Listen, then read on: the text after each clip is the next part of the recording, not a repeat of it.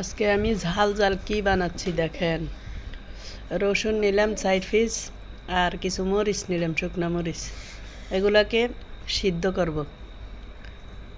সিদ্ধ করে ভালো করে একটু সিদ্ধ করব নেড়ে নেড়ে। এবার আমি শুটকিগুলো আগে থেকে টেলে নিয়েছি।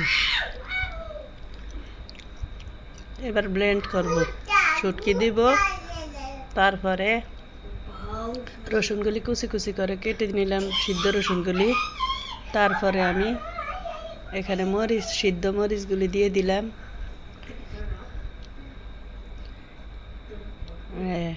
পরিমাণ মতো একটু লবণ দিয়ে দিলাম। দিয়ে আমি পানি দিব না, পানি না দিয়ে ব্লেন্ড করব। ব্লেন্ড করে